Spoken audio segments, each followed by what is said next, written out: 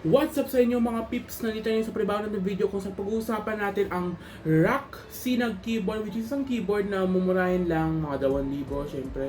Tapos isang keyboard na mayroong MX blue switches kasi kinuha ko yung blue switches. Meron din siya MX red switches. Pero guys, ang mura lang ito for the quality makukuha nyo. Kasi una muna naka MX switches siya. Naka MX switches siya. Tapos meron kayong mga kuha mga libreng gamit tulad example, what's in the box. So una muna makakuha natin itong carrying pouch na ito, which is maganda yung quality guys, maganda yung quality. So meron tayong makakuha din paano i-control yung lighting ng keyboard, at meron din tayong keycap remover, which is gagamitin ko mamaya pag i-change ko yung keycaps, kasi yung keycaps na gusto ko is parang black at saka black and white nagsama. So, ang magandang sa keyboard nito. So, una muna, ginamit ko na yung keyboard na ito guys for mga 5 hours na kasi kanina pa na ako sa kwarto ko nag-try mag-game dito. Tapos na-notice ko, ang ganda mag-type dito sobra guys. Kasi una muna, tawag yun, parang ganda ng layout niya, hindi siya lubog dito yung mga keyboards ko dati, yung mga semi-mechanical keyboards, which is parang lubog. Tapos ito guys, ang ganda din ng sound niya guys, kasi kahit maingay siya, kahit itong typewriter, at least guys, maganda yung tunog. Example guys.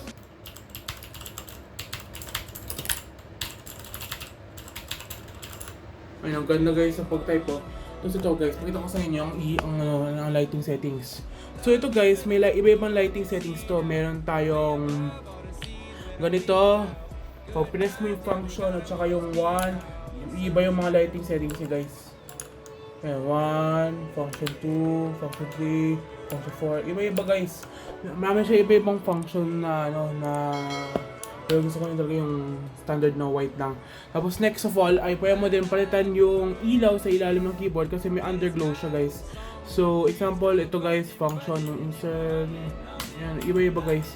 Pero may iba-iba yung kulay. Ako ginawa ko kulay blue kasi yung papitang kulay blue. Tapos yan guys. So gagawin ko na yan guys, papalitan ng keycaps, which is yung maganda sa na ito, sa keyboard na ito. At pwede mapalitan ng keycaps. So papalitan ko sa inyo guys yung yung tsura ng keycaps sa ilalim. Ayun guys, so individually lighted siya, meron siyang LED na maliit guys, which is a good thing kasi una muna pag individually light, ito yung parang kung nabusted ang isang ilaw, hindi yung buong keyboard mababusted yung ilaw, yung lang, isang parte lang, which is yung dati kong keyboard, which is na Dragon Kumara. Pag nabusted yung ilaw, busted na lahat guys, busted na lahat yung ilaw niya.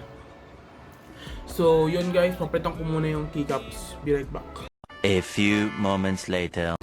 So yun lang guys, ito guys napalitan na yung keycaps. So thank you very much sa ECPC sa benta sa akin ng keyboard na ito. So halagang 2-3 lang siya sa Lazada, lagay ko yung link down below.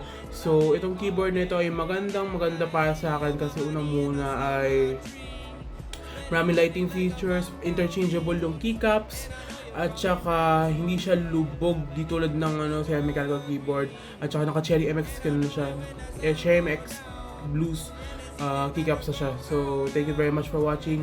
Salamat sa 44 subscribers dyan. So see you guys next time. Bye.